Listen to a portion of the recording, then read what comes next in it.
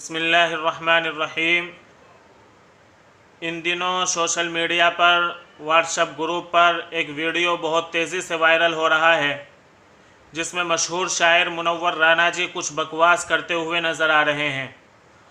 उन्होंने ये बकवास खुद की है या किसी ने कराई है, और ये बकवास उन्होंने क्यों की है, इसके बारे में मुजफ्फरनगर के एक आलिम ने उनसे फ़ोन पर सवाल किया कि आपने उलमा के ताल्लुक़ से जो बातें अपनी वीडियो में कही हैं वो किस पस मंज़र में आपने कही हैं।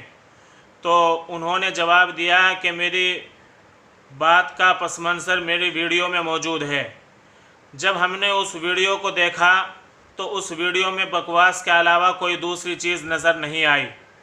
उन्होंने उलमा की शान में गुस्ताखी की, उन्होंने उलमा की शान में बदतमीज़ी की, और उन्होंने उलमा की शान में बकवास की। मसलन उन्होंने कहा कि हमारे यहाँ के उलमा बहुत ज़्यादा बेईमान हैं, ताजिरों से भी ज़्यादा बेईमान हैं। उन्होंने कहा कि लखनऊ ये बेईमान आलिमों का गढ़ है, बेईमान आलिमों की राजधानी है।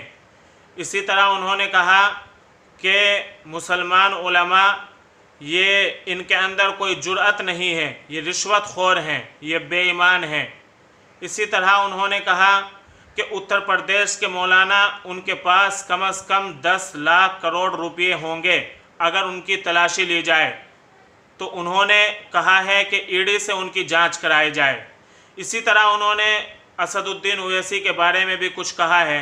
तो उन्होंने जो बातें कही हैं हमने उनकी हर बात का जवाब दिया है और उनसे भी कुछ सवाल किए हैं, लेकिन उन सवाल से पहले और उनकी बात के जवाब से पहले हम खुद आपको सुनवाते हैं पहले मुनव्वर राना की बकवास खुद उनकी ज़बान से। बटे हुए हैं यहाँ के आलिम जो हैं बहुत बेईमान, ताजिरों से ज़्यादा बेईमान उत्तर प्रदेश के आलिम हैं। लखनऊ जो है वो बेईमान आलिमों का गढ़ है, राजधानी है। इनमें जुर्रत नहीं है, ये खुद बेईमान है, ये खुद रिश्वतखोर हैं। अपनी फाइलें ले जा करके चाहे योगी जी हों, चाहे जो हो, मुलायम हो या जो भी हो, उनसे अपनी फाइलें पास करवाते हैं।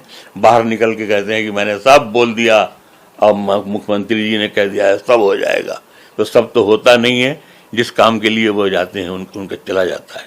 हम तो ये कहते हैं कि भाई अगर ये बहुत ईमानदार पार्टी है तो एक बार ये मुसलमान मौलाना जो शोकाल्ड कहलाते हैं, इन सब के यहाँ ईडी की भेज कर उनकी तलाशी ली जाएगी, उनके पास इतने पैसे कहाँ से आए।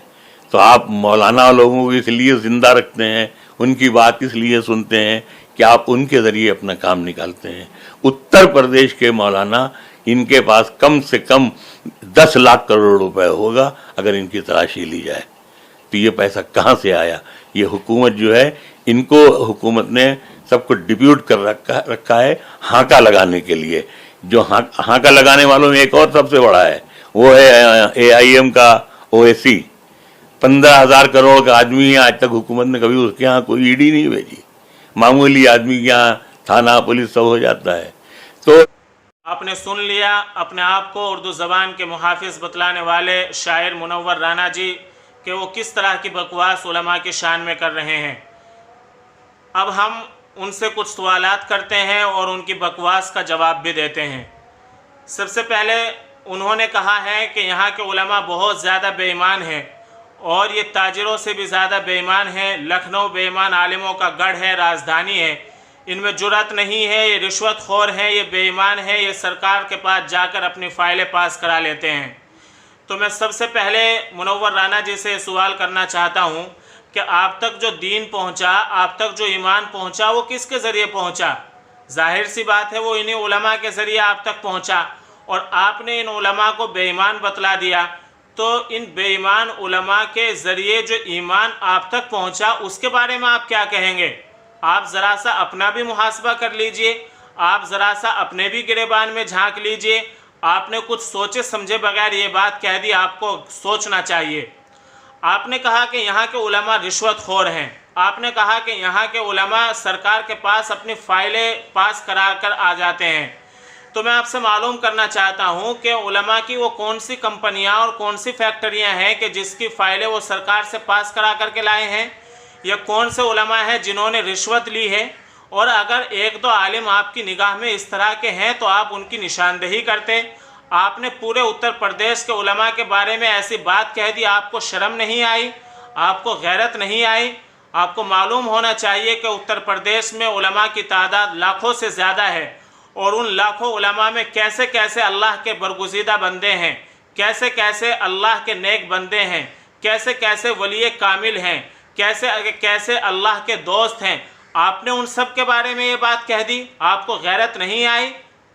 आप ज़रा सा सोचिए कि आपने ये बात कहकर लाखों से ज़्यादा उलमा के दिल को ठेस पहुंचाई है और आप तक शायद ये हदीस अभी नहीं पहुंची। सुन लीजिए कि जनाब रसूलुल्लाह सल्लल्लाहु अलैहि वसल्लम ने इरशाद फरमाया, हदीस कुदसी है कि अल्लाह ताला कहते हैं, मन आदा ली वलियन फ़क़द आदनतुहु बिल हर्ब, कि जो आदमी मेरे किसी दोस्त से, मेरे वली से दुश्मनी करेगा तो मेरे तरफ से उसके लिए ऐलान जंग है। आपने लाखों उलमा के दिलों को ठेस पहुंचाकर अल्लाह ताला से जंग मोल ले ली है। आपको मालूम नहीं कि इसी उत्तर प्रदेश में दारुल देवबंद भी है, जो सिर्फ उत्तर प्रदेश ही नहीं और हिंदुस्तान ही नहीं बल्कि पूरी दुनिया के मुसलमानों के दिलों की धड़कन है। और उसमें कैसे कैसे अकाबिर मौजूद हैं, उसमें कैसे कैसे अल्लाह के बंदे मौजूद हैं। आपको मालूम नहीं इसी उत्तर प्रदेश में मज़ाहिर सहारनपुर भी है। आपको मालूम नहीं इसी उत्तर प्रदेश में नदवतुल उलमा लखनऊ भी है। आपको मालूम नहीं कि इस उत्तर प्रदेश में छोटे बड़े कितने मदारिस हैं और इस उत्तर प्रदेश में छोटे बड़े कितने उलमा हैं जिनकी शान में आपने गुस्ताखी की है और आपने उनके दिलों को ठेस पहुंचाई है, आपने उनके दिलों को तकलीफ़ पहुंचाई है। इसलिए मुनव्वर जी, आपको ज़रा सा अपनी बात पर नज़र सानी करनी चाहिए और गौर करना चाहिए कि आप क्या कह गए हैं। दूसरी बात जो आपने कही वो ये कि उत्तर प्रदेश के मौलाना, उनके पास कम से कम 10 लाख करोड़ रुपए होंगे। अगर उनकी तलाशी ली जाए तो ये पैसा उनके पास कहाँ से आया, ईडी से उनकी जांच कराई जाए। बहुत अच्छी बात कही है आपने। अब तक तो हम ये सुनते आ रहे थे कि उलमा मईशत के एतबार से बहुत ज़्यादा कमज़ोर होते हैं। अब तक तो हम ये सुनते आ रहे थे कि उलमा दुनिया के एतबार से बहुत पीछे हैं। अब तक तो हम ये सुन रहे थे कि लोग उलमा से मालूम कर रहे हैं कि आप 8-10 हज़ार रुपये में अपना ख़र्चा किस तरह चलाते हैं। अब तक तो उलमा के बारे में ये कहा जा रहा था कि ये तो वही चटाई और बोरिए पर बैठने वाले आदमी हैं और आपने एकदम ही इनके अकाउंट में 10 लाख करोड़ रुपये साबित कर दिए। आपको बताना होगा, आपको समझाना होगा कि कौन है वो आलिम कि जिसके अकाउंट में 10 लाख करोड़ रुपये हैं और कौन है वो कि जो सरकार से अपनी फाइलें पास कराकर लाए हैं। अगर आप ये बात नहीं बतलाते, आपको ये भी बतलाना होगा कि वो कौन आलिम है कि जिसने रिश्वत ली है। अगर आप ये नहीं बतला सकते तो मुनव्वर जी, जो आपने थूका है आप उसको चाटिए, आपको वो चाटना होगा, आपको वो चाटना पड़ेगा और पूरी मिल्लत के सामने आकर, पूरी कौम के सामने आकर आपको उलमा से माफ़ी मांगनी होगी। इसी तरह आपने एक बात ये कही कि असदुद्दीन ओवैसी 15,000 करोड़ का आदमी है। वो कितने हज़ार करोड़ का आदमी है उसके मुंशी तो आप ही होंगे, आप ही को ज़्यादा तजर्बा होगा, आप ही उसके यहाँ हिसाब किताब करते होंगे। लेकिन मैं आपसे मालूम करना चाहता हूँ कि आपको मालूम है कि असदुद्दीन ओवैसी कौम की कैसी खिदमत करता है। असदुद्दीन ओवैसी कौम के बच्चों को तालीम देता है। असदुद्दीन ओवैसी कौम के लोगों का इलाज कराता है। असदुद्दीन ओवैसी कौम के मजलूम लोगों की आवाज़ उठाता है। असदुद्दीन ओवैसी मुसलमानों पर किए गए मजालिम का जमकर और डटकर मुकाबला करता है। असदुद्दीन ओवैसी पार्लियामेंट के अंदर मुसलमानों के ख़िलाफ़ पेश किए जाने वाले बिल की मुखालफत करता है और सिर्फ मुखालफत ही नहीं बल्कि उस बिल को फाड़ करके टुकड़े करता है। ये है असदुद्दीन ओवैसी। ये कौम का खिदमतगार है, ये कौम की दुआएं लेता है। आपकी तरह नहीं कि किसी मुशायरे में गए और जाकर के वहाँ ज़बरदस्ती लोगों से दाद ली कि फ़ला साहब तवज्जो फरमाएं, फ़ला साहब तवज्जो फरमाएं। उनकी तरफ मुड़ मुड़ कर आप दाद लेते हैं और सिर्फ दाद ही नहीं बल्कि आप एक एक मुशायरे में लाख लाख रुपये लूट कर ले आते हैं। आपको शर्म नहीं आती कौम से पैसों को लूटते हुए? आपको गैरत नहीं आती कौम से पैसों को लूटते हुए? और आपने कोई भी काम ऐसा नहीं किया कि जिससे आप कौम के खिदमतगार साबित हो सकें। बस आपने बकवास कर दी असदुद्दीन ओवैसी के बारे में, आपने बकवास कर दी उलमा के बारे में। आपको मालूम है कि उलमा ने कैसी कैसी कुर्बानियाँ दी हैं, और जो फ़िलहाल मौजूद उलमा हैं वो कैसी कैसी कुर्बानियाँ दे रहे हैं। आपको कुछ मालूम नहीं, बस आपको सिर्फ बकवास करने से मतलब है। मैं मुनव्वर राना जी आपसे दरख्वास्त करता हूँ कि अगर आपका ज़हनी तवाज़ुन ख़राब हो गया तो आप उसका इलाज करा लीजिए, कोई अच्छा सा डॉक्टर देख लीजिए और आप उसका फ़ौरी तौर पर इलाज कराइए। और अगर आपका ज़हनी तवाज़ुन सही है तो आपने जो ये उलमा की शान में गुस्ताखी की है, आपने जो कौम के रहबर और कौम के जो बड़े लोग हैं उनकी शान में जो ये गुस्ताखी की है, आपने जो वीडियो क्लिप बनाकर उनकी शान में बकवास की है, तो आपको एक दूसरा वीडियो क्लिप बनाकर उनसे माफ़ी मांगनी चाहिए और अल्लाह ताला से भी माफ़ी मांगनी चाहिए, और आपको आइंदा इस तरह की हरकत से बाज आना चाहिए। और अगर आप ऐसा नहीं करते तो समझ लीजिए कि उत्तर प्रदेश ही नहीं बल्कि उत्तर प्रदेश से बाहर के लोगों के, बल्कि उत्तर प्रदेश से बाहर के जो उलमा हैं, लाखों से भी ज़्यादा उलमा की बद्दुआएं आपके साथ हैं।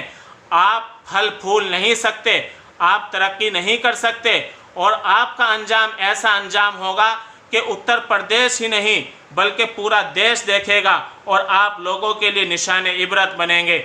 इसलिए मुनव्वर राना जी, मैं बड़े अदब से आपसे दरख्वास्त करता हूँ कि आपने जो उलमा की शान में गुस्ताखी की है, आप इसके ऊपर माफ़ी मांग लीजिए, उलमा से भी माफ़ी मांग लीजिए, और इसी के साथ आप अल्लाह ताला से भी माफ़ी मांग लीजिए। तो उम्मीद है कि इंशाअल्लाह अल्लाह ताला आपको कोई नुकसान नहीं पहुँचाएँगे, और अगर आप ऐसा नहीं करते तो बड़ा नुकसान आप आइंदा चलकर उठाने वाले हैं। आप पूरी दुनिया के लिए निशान इबरत बनने वाले हैं। जो लोग भी वीडियो देख रहे हैं, मैं तमाम से दरख्वास्त करता हूं कि आप सब भी मुनव्वर राना जी के लिए दुआ करें। अगर उनका ज़हनी तवाज़ुन ख़राब हो गया तो अल्लाह ताला उन्हें शिफा अता फ़रमाए, और अगर उनका ज़हनी तवाज़ुन सही है तो दुआ करें कि अल्लाह ताला उन्हें तौबा की तौफ़ीक़ अता फ़रमाए। अल्लाह ताला उन्हें इस बात की तौफ़ीक़ अता फ़रमाए कि वो इसके ऊपर उलमा से भी और अल्लाह ताला से भी माफ़ी मांग लें और आइंदा इस तरह की बातों से एहतियात बरतें।